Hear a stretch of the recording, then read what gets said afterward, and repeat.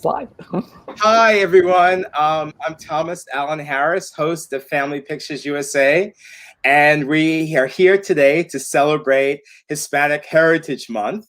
We have a very special program for you today, both educational and also celebrating family and the diversity of our families, and how Hispanic Heritage Month actually touches each and every one of us in many different ways. So our first special guest today is also one of Family Pictures USA's partners, and that is Cathi Nelson, who is with Photo Manager. And Cathi, welcome. How are you? I'm great. I'm glad to be here. So, Cathi, we've been in dialogue together and supporting one another's projects for a number of years. I believe it started with our Family Pictures USA Southwest Florida episode. I did. The first time we met when you were there during our community photo sharing event, where we had about 100 people from Southwest Florida come and share their family photographs with Family Pictures USA. So let's go to that photograph. Yeah, I flew down there. It was in November, right? I think it was in October. October. I remember. Well, anywhere from the Northeast, I was happy to go to Florida. That's what I remember. It was great to have you there. So I guess is that photograph coming up, Lindsay? There we go. Okay, so this is actually, I think, a small part of the Boys and Girls Club, where we had a lot of our different partners at Family Pictures USA sharing advice and support for people bringing in their family photographs. So what was that experience like for you, Cathi, to see all these people coming in with their photographs? Because we do photo organizing for a living and work with clients individually, I wasn't surprised. It's just a wonderful, I wish every community could do that on a regular basis. I just think there's magic that happens, like I know you know, Thomas, but seeing people lovingly carry those crates, of photos, or maybe a handful of photos, and then the stories that were really located there in Florida itself, right? And so the stories that people shared of the land or their connection to and how much people love, if you give people a moment to ask a question about their family photos, they just, it's like opening up it's a beautiful moment for people because they're so connected to those photos. And it's an amazing way to prove that we're more alike than different, right? It really immediately, you just see that passion that people share about their families and things. It's amazing. So absolutely, it's a way to connect us across our differences, which is correct. So needed today. More than ever. Yeah, that was what. Probably even more after November too. Yeah. So when I teach, I usually have students share their family photographs as part of my the first day of class. So I'm going to ask you to share an image with us, and we actually have those images, and that image goes all the way back. Yes, that would go way back. That's me and my identical twin sister. So I know that's my sister I look a little more pensive, but because she had a little birthmark. But otherwise, all the family photos, we were always dressed alike it's scary to admit that my mother kept us dressed alike through like 6th grade. Of course, this was before it was like, you would never do that to twins today. But so we have a lot of photos I stare at and think, I don't know if that's me, which one is me and which one is Jennifer. But my sister. And where was this? That was probably in New Fairfield, Connecticut, I'm guessing. Yeah, I guess we were that age, right? In Connecticut, born and raised in Connecticut. So okay, and your family comes from I have actually first generation. So my parents on my mother's side were from Germany, so she's a first generation American on the German side, and my father's family was from Italy, so he was the first generation. So both my sets of grandparents were very ethnic, and very different. So Sundays, you'd go from the German fathers, I'd say, he'd have like a binocular and Natural Geographic and, very strict, not a very kind and loving man, to the Italian family where there was nothing but a crucifix on the wall, but lots of great food. And it was just always like but that's where I think I fell in love with stories. They didn't probably take a lot of photos, but I was fascinated with the stories of how both sets of grandparents migrated to this country and both, through poverty. None of them came with money or things like that. So. Well, we actually share that because I grew up with my grandparents, and my grandmother was tight-lipped, although she was just full of love and care, and she made the best food and took us to church all the time. And my grandfather told stories about his grandparents and great-grandparents. So I grew up with those stories igniting my imagination. I want to actually turn to Hispanic Heritage Month. How does that connect?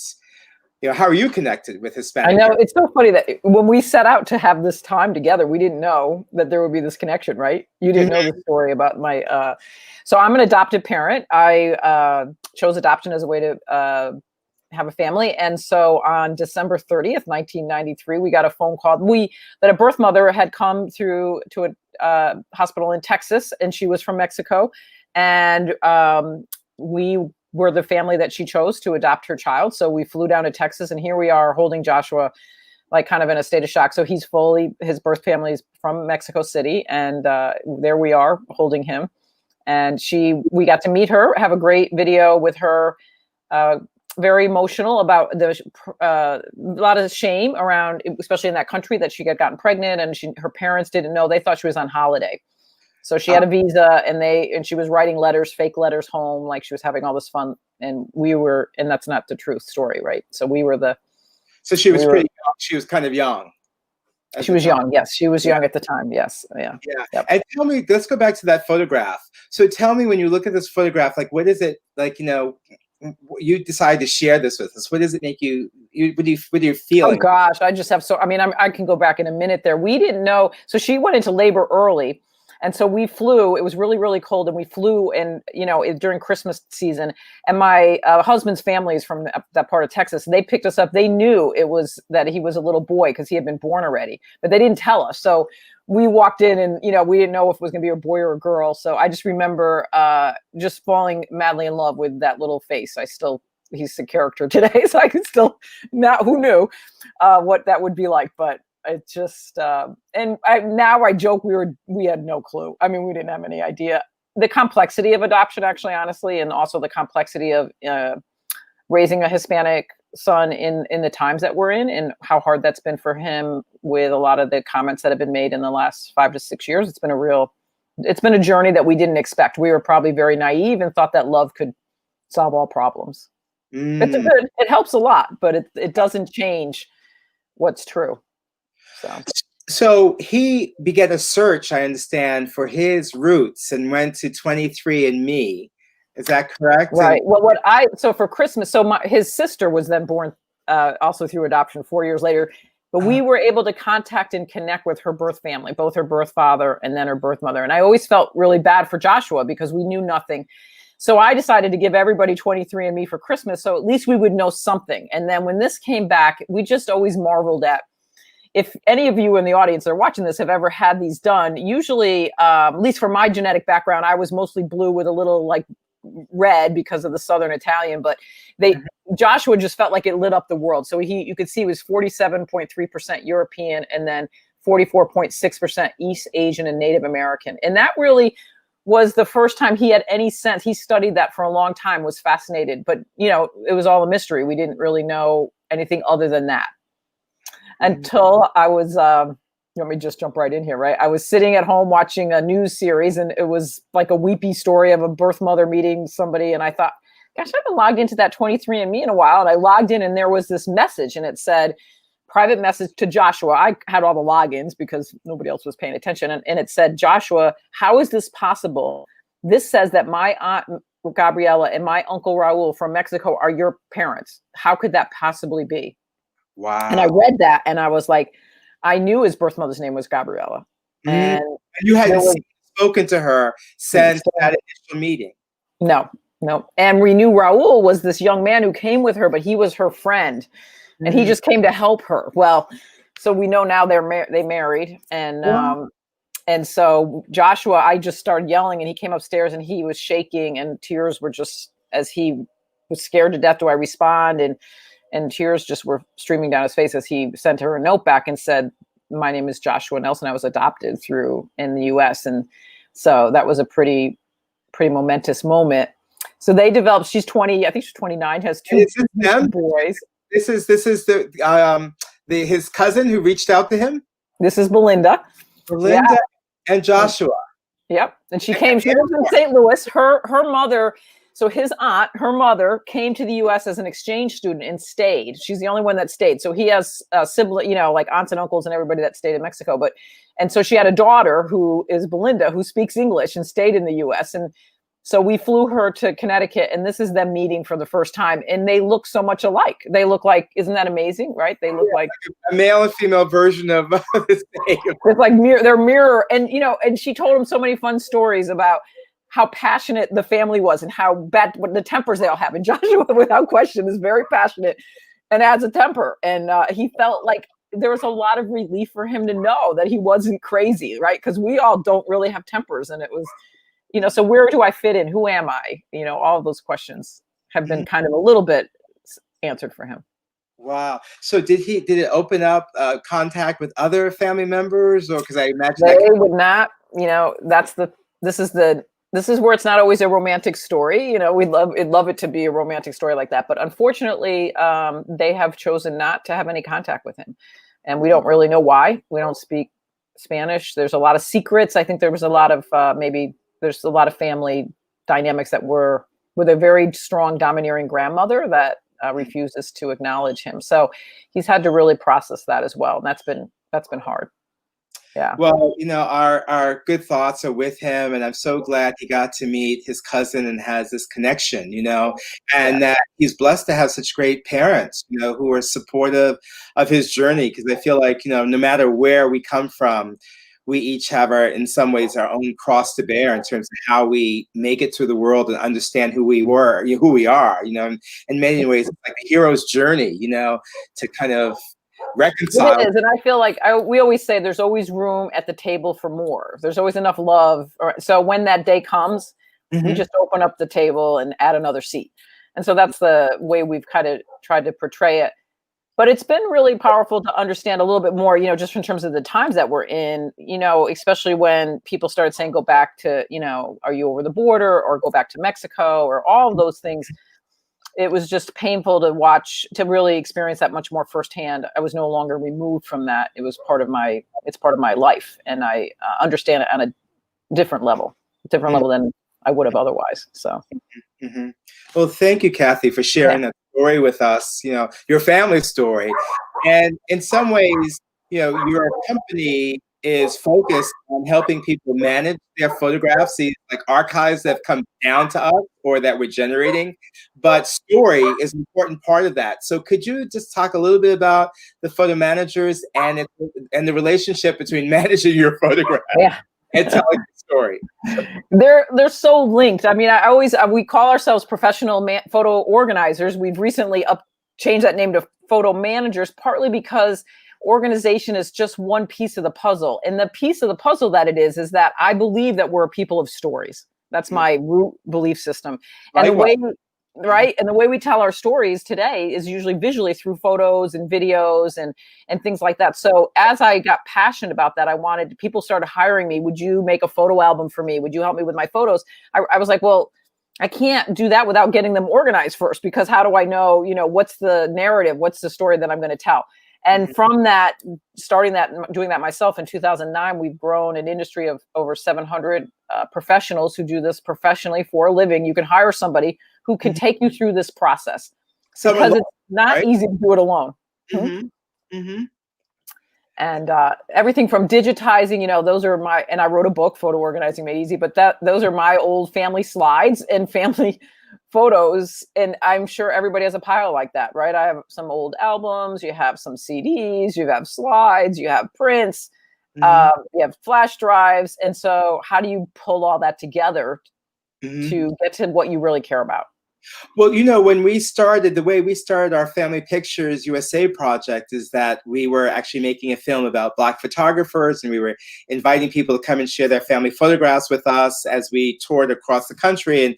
And we realized that when this is back in 2009, before things were scanned. That's when I started this. Yeah, right. Exactly. And so we had people select a group of between 10 and 15 images that told a story. And we would scan those and give those digitized versions back to them. And then all of a sudden we were in this kind of roadshow business. So we have this parallel path, but our focus is to tell the story as opposed to organize to tell a story. But I know as a filmmaker, before I bring anything into my computer, to edit, with our team, it has to be organized, and so even before one gets to a place where one can begin to write a book or to make a film, you have to have that stuff organized, or even pass it down to your the next in line to get this material. So, and that's such a key part of it, right? Go ahead. Yeah. Yeah, I was just gonna say, well, tell us your philosophy around the ABCs of managing.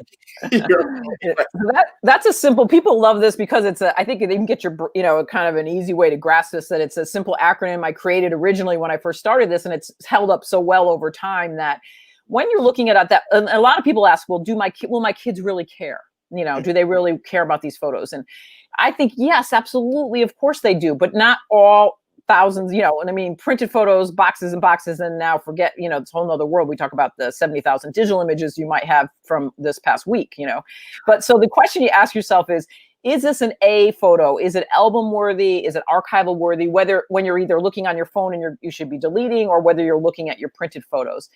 The B is it, if it's not an A photo, it's really hard to make that decision, right? So that I came up with this idea, well, put the B photos, the secondary ones, back in the box.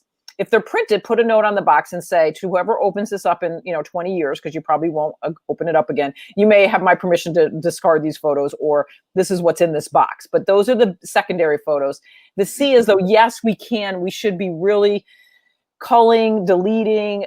You can throw your photos away. And so the blurries, doubles, all the scenery, a lot of the scenery shots, you go on vacation in the Grand Canyon, you take sun setting, and you take 25 photos of the sunset in the Grand Canyon, we'll keep one.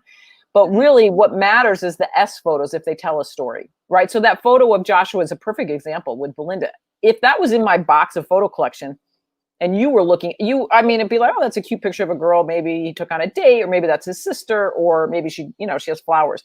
But no, look at the complexity of the story behind that photo, right? So that becomes an S photo. That becomes a photo that I was able to find quickly for you. Mm-hmm. And that's a photo. So the ABCs of photo organizing is just a helpful way to get started when you're thinking about this process. Indeed. Well, I would also add for the A photos, art. I love that. I'm going to steal that. You make large, you frame, you put on the wall, or in a collage.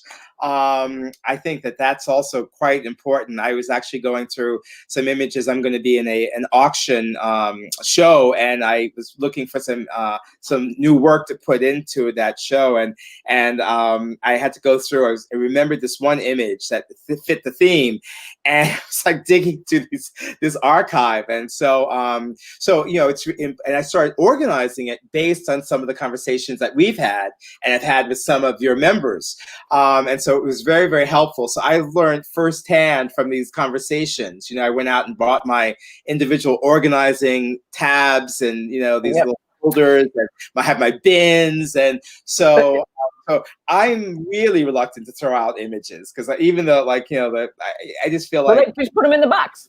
Huh? Put them back in the box. But make sure that the A ones, right, and the art ones. And I think the other important part was, I think you mentioned you were using themes. A lot of times what holds people up is they sit down, this is my great, especially during the pandemic, like let's organize the family photos. And you first of all, you get lost in memory immediately, right? You just become very nostalgic, and that's emotional and can be painful.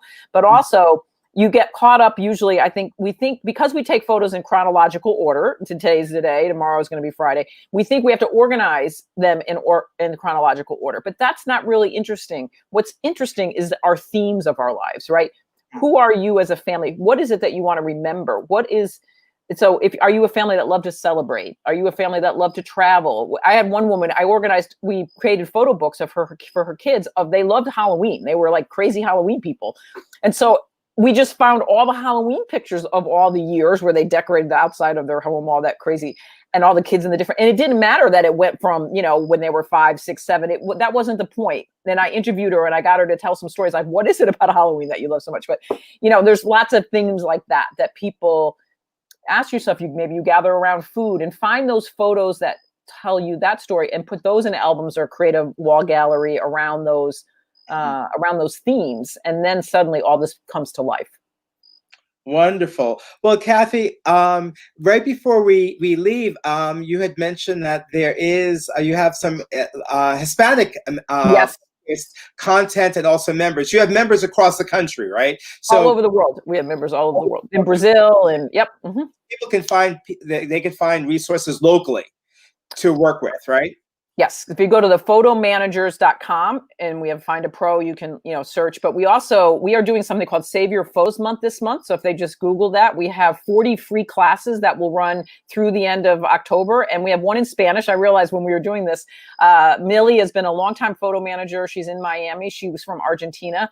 And she has just actually written a book in Spanish on photo organizing. But her course is in Spanish for Spanish speakers who would like to, you know, view this. We realize it's a huge market, and you know, all generations, all countries, everybody takes photos and cares about their photos. So this is just a great, you know, resource maybe that some of the people watching would be interested in. So as a final topic, you mentioned earlier, we might take 70,000 images on our phone in the last week. Yeah. How do you suggest people begin to negotiate this digital space in terms of their archives? First thing I tell people is it's not easy. So don't feel like it's you, because it's not your problem. I mean, you know, it's not.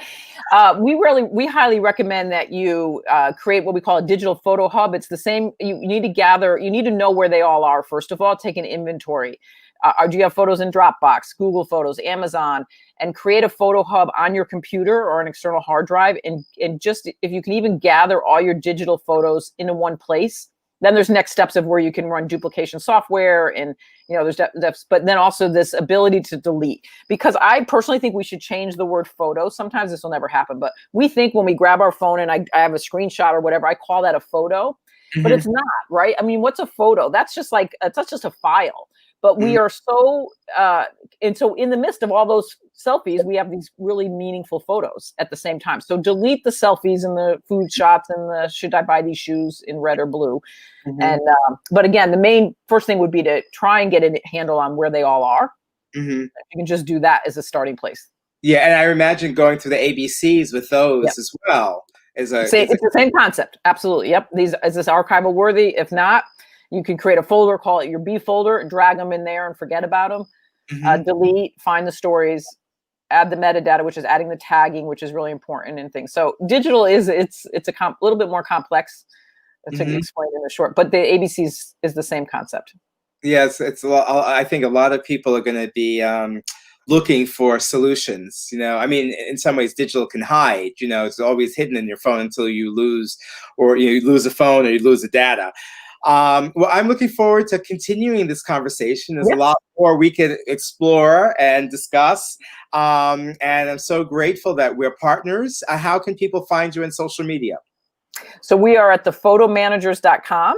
If you want advice on photo organizing, we have a great Facebook page that's called Photo Organizing, Advice from the Pros. You can search for that. We have, I think, almost 3,000 people in there now. And we have our professionals will answer like, what do I scan at, or here, you know, and we'll help you with that. But mainly go to thephotomanagers.com and you'll find out everything. You'll find links to the Save Your Photos Month and the free classes and all the material that we have. Wonderful. And people can come to our Family Pictures USA group, Family Pictures USA, as well as our YouTube channel, and see how you can also create short stories around your content. So, so wonderful to have you here. Thanks so much. Yeah. Okay. Bye-bye. Okay, that was really great to get all that information. And as part of our continuing celebration of Hispanic Heritage Month, we have two amazing siblings that were part of our Family Pictures USA Detroit episode. And they include Antonio and Ramona, who are they up on, we'll have them here. Hi, you guys. Hi. Hi. And Antonio is a gardener, educator, community organizer. Ramona is a caretaker, and you guys are hailing from Detroit and the Michigan area, right? Yeah. So we actually wanted to go to the picture of us in the Detroit episode. So what was amazing is this seeing you guys and hanging out with you guys as you went through your different stories. Sometimes they were in harmony. Sometimes there was a little bit of debate going on around the family narratives. And so it was really great to be there. I'm also very close with my my brother and also my cousins who are like siblings. Let's go to the next photograph, Lindsay. And here you guys are a little while ago in your matching baseball uniforms. And so we're going to bring you back onto camera just to talk a little bit about your Hispanic Heritage Month. What does it mean to you? You have family that comes from a variety of different places in the the kind of Latino diaspora. Do you want to just give it a little bit of frame? So first, like we tend to use the word Latino to describe ourselves. Hispanic centers the language and Spain and ancestrally, and a lot of our ancestry on our father's side in particular comes from indigenous ancestry in southern Texas and northern Mexico. But yeah, so I think. So is there a movement to actually change the name of National Hispanic Heritage Month to National Latinx Heritage Month? So actually, it's actually a really small percentage of people who utilize the word Latinx. And then in the United States, immigrant families and peoples tend to identify heavily with the word Hispanic because there's a lot of privilege and opportunities and access that you get from speaking English as your first language in this country. So there is a strong rooted orientation towards the word Hispanic still. I think it's more among probably like educated Latin American, American generation of people who are want to distance themselves from that word. I think historically that word was used by political folks to try and characterize this very diverse community of people who come from Latin America. Well, speaking about diversity, I want to go back to your family. One of the first images that you sent us, or actually the most recent image you sent. Who's in this image? Where is this image from? Tell us what's going on. So this why it means something to you. This is one of the only photos we have of my grandfather as a young man in Puerto Rico in 1945, when he was about 16 years old. And I think it's important to us is because we come from our family in Puerto Rico is very poor, and they didn't have a lot. So it's nice to be able to have an image of them from that time. We don't really have much from that time. Yeah. So his family in particular, I think there's a big part of our ancestry which reflects the story of the United States colonizing Puerto Rico. At the time when the United States colonized Puerto Rico, it was a Spanish colony. It was after the Spanish-American War, the United States took over. And a lot of the property was brought together under a small percentage of people and put into sugar plantations. So the United States took over in 1900, and our grandfather was born in 1929. So about 30 years after the United States took over Puerto Rico and kind of consolidated agriculture into large sugar plantations. And our grandfather was actually a sugar cane sharecropper. His father was a manager of the sharecroppers, and he grew up actually picking caña, which is like what Puerto Rican people would call sugar cane. And that's like a work of, rural sort of campesino sort of lower means people work. And where was he in Puerto Rico? In a place called Sabana Grande, and that's like this photo was taken at a festival in Sabana Grande. How do you know that? Is this text give you a clue? It says 1945. It says "Vivo para ti" right there, and it's a set that somebody would take a photo at a festival. And then my grandma, when we asked her about this photo, she said it was taken at a festival in Sabana Grande. Speaking of your grandmother, let's go to the next photograph. Now, this photograph is a very happy photograph. Is your grandfather older here? Is that this married? 1955. I see. So it's 10 years later. Yeah. Ah.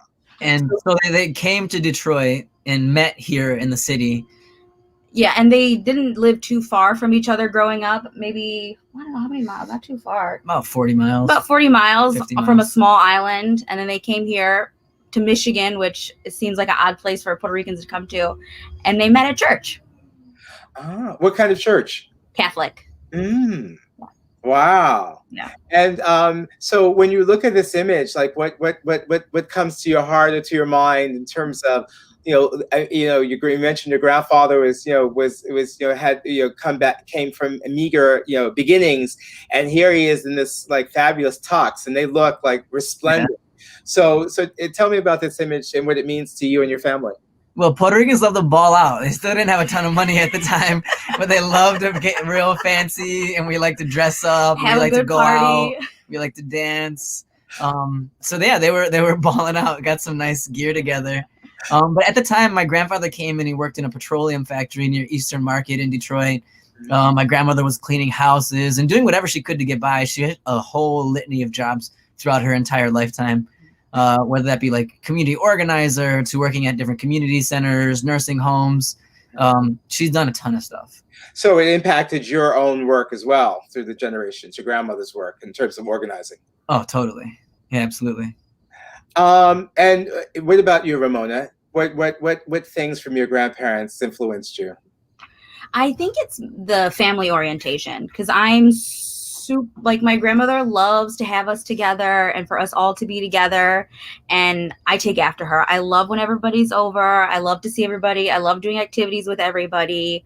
I just like the community you get from your large family. Yeah, and Moni's like a family organizer, and our family is my mom and her siblings. There were 6 of them, 5 ultimately. And yeah, like, so we come from our family's much bigger on the Puerto Rican side. So we spent a lot of time growing up with our cousins, and this part of our family is like larger. Yeah. So this picture is your mom in this photograph? Is that her? She's the tiniest one next to the bike. Okay. She has almost a kind of curly fro a little bit. Yeah. Yeah, so my grandfather has a bit of African ancestry, West African ancestry, and that's where I get my curls too. So yeah, it's there within the Puerto Rican ancestry. They say tres raíces, or 3 races: Spanish, Native, and African. And tell me about maybe there was a pool around. There was it seems like people in clothes bathing suits. They were too poor for a pool. I think it's just more of like running around with like a hose, being outside in the summertime. They didn't have a lot, so they had to spend time outside. They had to make their own fun, and I think this is a perfect image of them. It's pretty interesting too. At that day and age, they were like the first Puerto Rican non-white family to move into their neighborhood. And what neighborhood was that? It's on the west side of Detroit. Yep. So it's like the Joy and Southfield neighborhood near Cody. Yeah, and it was, things really changed. Detroit has always been an extremely segregated racially and class city, and it changed by the time my mom graduated high school. It was an all-black neighborhood, and when it was all white, they faced all sorts of racial intimidation and bricks thrown through their windows and all sorts of prejudice as being the they were kind of the black people in the neighborhood for a while, and then they became the white people in the neighborhood after it became all black. Funny. Wow. And in the midst of all the tragedy as well. But yeah. Wow. So let's go to the next photograph. So I love this photograph. Is it 3 generations? Yeah, so it's the 3 Ramonas. It's me, my mom, and my grandma, and we're all named Ramona. So is there a junior and a senior and a senior? No, because we don't have the exact same last names or the same middle names. Yeah, okay. So it's just the first name, and then my mom and I are both the youngest in our families. My grandma's the oldest, but my mom and I are the last babies that our parents had, our respective parents. And go ahead. Where did that name come from, Ramona? So our family, again, was really poor in Puerto Rico. And when my great-grandmother was in labor with my grandma, Ramona, it was a really tough labor, and they were in like the hill mountainous area of Puerto Rico, so there was no help. So my grandmother's grandmother was praying to Saint Ramon and was saying, please just save my daughter and save her baby, just let them live, and if you let them live, I will name the baby after you.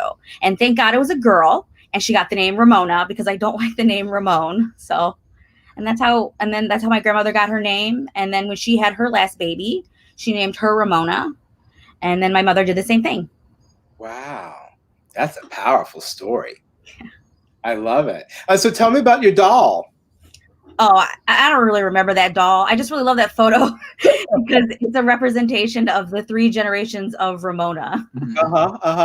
Well, I love that story and the power of your great grandmother. You know, I don't know if you've seen a film by Cecilia Alderando called Memories of Penitent Heart, and it's about her going through 3 generations of her family's archive, and her grandmother also had this like really strong relationship with her faith, and apparently at one point she wasn't able to walk, or someone wasn't able to walk, and so she made this contract, you know, and kind of a miracle came through, and so there was repercussions after that, and promises fulfilled, I should say. So check out that film. It's on Amazon.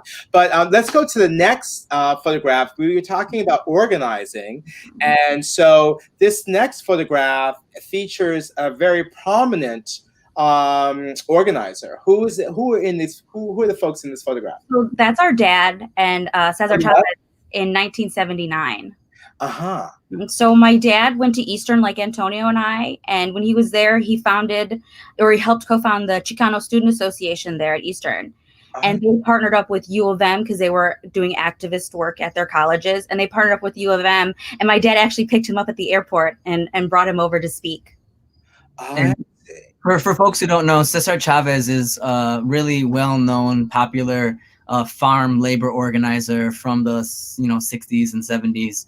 And he did a lot of work with the United Farm Workers, organizing, peasant migrant working people. Yeah, and I think there's a really good film about Cesar Chavez out as well, so people can check him out, but also on YouTube.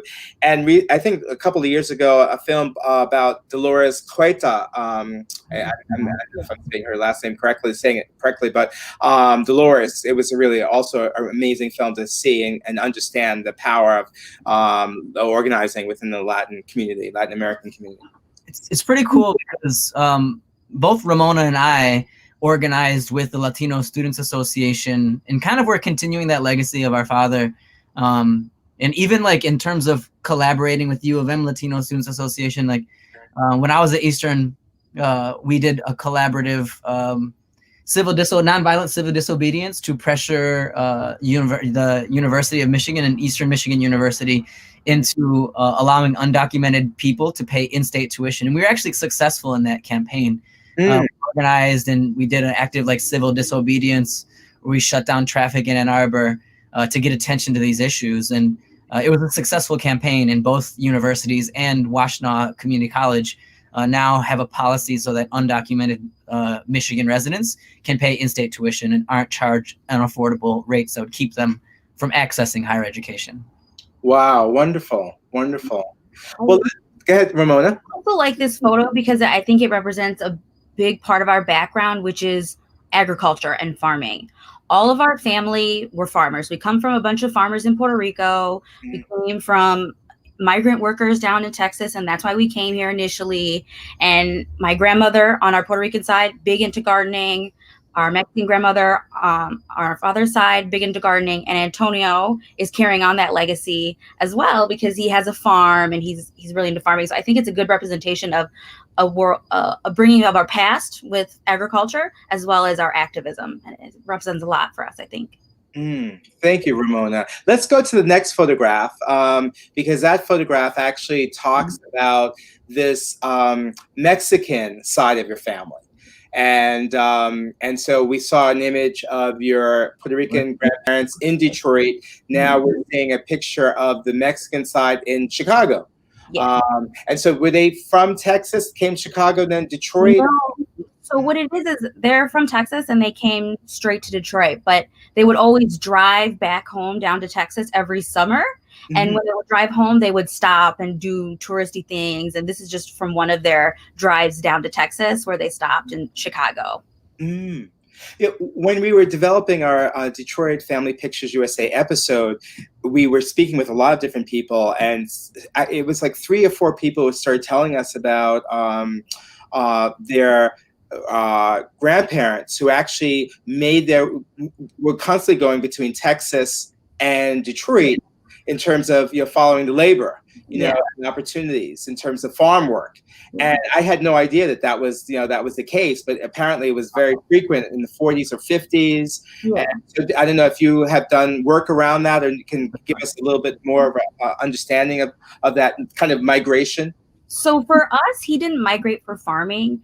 My grandfather was in the Navy, and he became a welder in the Navy. And in Texas, they wouldn't pay him half, not even half of what they would pay a white man. So he heard from one of his older brothers who came up here and said, hey, come to Michigan. There are jobs. They'll pay you the same as everybody. There are tons of jobs. There's an auto industry. So he came here first, got a job as a welder. And then my dad and his brother and my grandmother came up like the following year, and actually came up in the big train station in downtown Detroit. I see. So, but they went back and forth. Was that because of family ties, or? Because nobody really left Texas, so they didn't really have anybody here. So they would save up their vacation time, and they would just drive down there and see everybody. Because nobody really lived up here. People didn't like the cold. Most of our relatives weren't farmers by this point down there. They were more into like manual labor. Okay. So let's actually go back to that photograph, which seems like it's an arcade photograph. So they're having some fun. So how do you feel about this photograph in terms of these particular grandparents? Were they as close as you? Were these paternal grandparents as close as your maternal grandparents? Yeah, I mean, they lived on the same block as us from the time we were children to the time we were about like 10. 11. So it was like kind of like a big deal for us to, our parents were pretty protective of us. And we live in we grew up in probably one of the poorest neighborhoods in Detroit. And we were only allowed a certain radius in which we could like ride our bikes and hang out down. So having grandparents at the end of the block extended our ability to like go around the neighborhood more. So we loved, going to their house and playing tag. And then my dad had one brother who had 3 kids, and we'd spend a lot of time with our cousins playing over there. And it was just kind of like an interesting thing. And I think the automobile is an interesting part of this photo as well, because that's a big part of the Great Migration story for so many people. And so my grandfather worked in a company called Dearborn Midwest that built conveyor belts for the auto industry. So like, him traveling in a car, going back home in a car, building conveyor belts, in this photo being in a car. And I think that's a very Detroit, sort of thing. In many ways, the kind of modern layout of America, where you have freeways that connect a major metropolitan area, commercial stuff in the suburbs. That's all built in Detroit. We had the first concrete roads, the first suburban malls, the first lights, the first sunken freeways, the first mega highways. All those things are like Detroit inventions. In many ways, the sort of American dream where you have a house in the suburbs and a white picket fence is made possible by the auto industry and, middle-class jobs and unions. And we grew up in that legacy. Our father was involved in a union. My grandpa was involved in a union. We grew up going to Labor Day parades. We'd walk with the union. And then it's in stark contrast to today, where there's so few labor unions and workers are paid so poorly, and they haven't gained much of the productivity that's been happening. Mm-hmm. Thank you for that background in your family history. We actually did a Labor Day show, and it's so important to actually talk about this, and also have, you might necessarily have photographs of your grandparents at labor or our families at work, but to have these other images and to have it evoke, some of their labor. Let's go to the next photograph. So this photograph, 3 young boys. Mm-hmm. Why is this photograph important to you? I think this is one of the ones you sent later on to us to include. So this is me, my older brother, and my older cousin, David. Okay. Are you in the middle, Antonio? Yeah, I'm in the middle. And we grew up with David. Like, he was pretty much a brother to us growing up. Like, he spent so much time at our house and vice versa. His mom was like, you know, she was my mom's oldest sister. So they were pretty close. And so we spent a lot of time with David growing up. And one of the most cherished, you know, memories in our family, one of the things that pulled together Puerto Rican people, our Puerto Rican family, was going to up north every year. Like, probably from like age 2 or 3 till we were maybe 18 or 19. And even afterwards, we would do a large family camping trip and canoeing and kayaking trip. And this is a photo from me, my brother, and my cousin in a tent on one of our family trips. You can see and feel the joy on your faces and your expressions. Wow. Totally. Let's go to the next photograph. I think it's so important to get, you know, people outdoors, especially kids, to have that sense and that connection with nature, you know. And so it's really great to see that photograph. And yeah, I think that particularly now and in the time of COVID, rather. Now, actually, I work for the National Wildlife Federation. And my job is taking high school students outdoors, connecting them with nature, taking them camping, fishing, foraging, and doing all sorts of outdoor work. So it's actually like it, you know, I grew up doing that with my family, and you know, I want to share those experiences with young Detroiters who don't have that opportunity or that culture built into their family. Wonderful. Let's go to this next. I think this is our last photograph. Could you place this photograph for us? So so when we were younger, we had the best basement in the family. We had a bar back there. It was large. And this is a family New Year's Eve party. Yeah. And are you both in this photograph? Yeah. So I'm on my mom's lap. And Antonio is on the outside on my dad. And then our brother's in the center. Oh, wow. I could see the joy. So the joy you also get from your parents as well. Yeah, and I think we're super lucky. You know, we had 2 incredible parents. They were very hardworking, super civically minded and civic engaged. You know, my mom was president of the PTA. My dad was an athletic director for our grade school. They were both coaching softball and basketball and baseball, both really active in taking leadership roles in our faith community and parochial Catholic community growing up. You know, I mentioned my dad was super involved in his labor union. So we just grew up in this strong civic environment as young people, and we were deeply enmeshed in our parochial communities and our athletic communities. And they just, you know, our parents were fantastic. You know, they grew up with parents who were migrants who didn't do that. You know, their parents didn't come to their athletic events or participate in their endeavors. So it's super important for my parents to be incredibly engaged parents, and that was a big part of our life. Well, you know, right now, migration plays such a big, you know, role in, you know, contemporary politics, you know, recently, particularly, and we also have an election coming up. Are you guys involved in, you know, in that kind of any kind of work around the election and Latino voting? And I know that you're organizing and you're also doing a lot of work with youth and taking youth into nature and also gardening as well.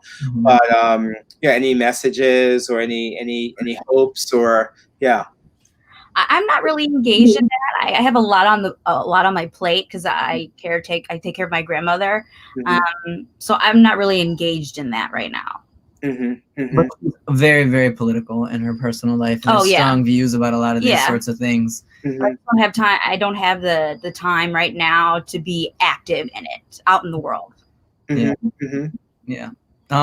For me, I've been involved in organizing with Black Lives Matter movement in Detroit. I also do a lot of work with the indigenous community around all sorts of like outdoor work and, you know, making canoes and hunting and, you know, a lot of outdoor educational work. And then, you know, we've actually done a lot of organizing. Me and some friends got the city to change it from Columbus Day to Indigenous Peoples Day. You know, we're just meeting with the mayor about changing the names of certain things in the city to respect Indigenous history and ancestry more.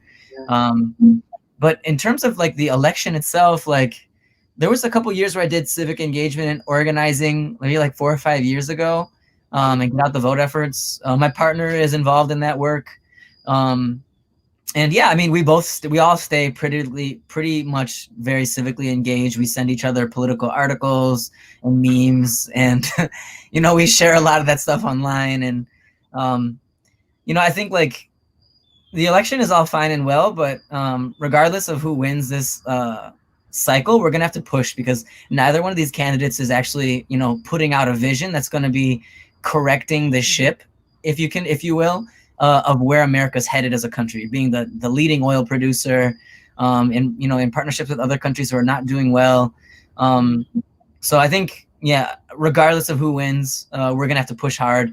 Obviously, as a family, we tend to lean Biden, despite knowing, like, we were Bernie people really fundamentally, and we've been pretty disappointed with the Democratic Party for pushing Biden on everybody. But you know, I think it's a yeah. We should get off that topic. This is Family Pictures USA. I just wanted to actually, you know, so many of us who are of a certain age are taking care of our grandparents, or, you know, and also our parents, and, you know, being there for our families. And that's something that, you know, which is work, you know, and I just wanted to give, you know, you, Ramona, an opportunity just to, you know, talk a little bit about, you know, about whether that experience, or, you know, just, you know, to, give a shout out or whatever you wanna say, because, you know, it's something that is, you know, it's pretty, you know, as I said with, you know, in the previous conversation with Cathi, I had a very strong relationship with my grandparents, and so, you know, they've now passed, and, you know, my mom is getting older, and I'm helping her, and so, you know, that continuity, yeah. I think from the time we were little, my parents have always stressed family first, family first, family first. So when my grandmother got diagnosed with Alzheimer's and later FTD, family first. So what do? You make sacrifices and you take care of your family. So we bought a house to move my grandmother in. And so it's mainly my parents and I who are my grandmother's primary caretakers. And we have some outside help as well. But I think that stems from family first, which is what we've always been taught. Yeah, and it also seems, though, that it's family first, and then you also have an expansive notion of family. I mean, thinking about your brother's work as well, you know, in terms of extended family. Yeah, it's what happens here at home that enables that. So it's the fact that my sister is willing to, like, spend so much time in aiding my parents that really makes it possible for me to be out in the world, you know, traveling and doing agricultural work. And I actually stay 2 houses down from my Puerto Rican grandma.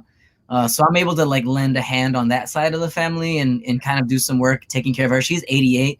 She'll be turning, you know, she's going on 90. And, you know, she's also really important in our lives too. So that's something we, as a culture, as Latino people, we don't just kind of, like, lock our parents up. We don't, like, leave them behind.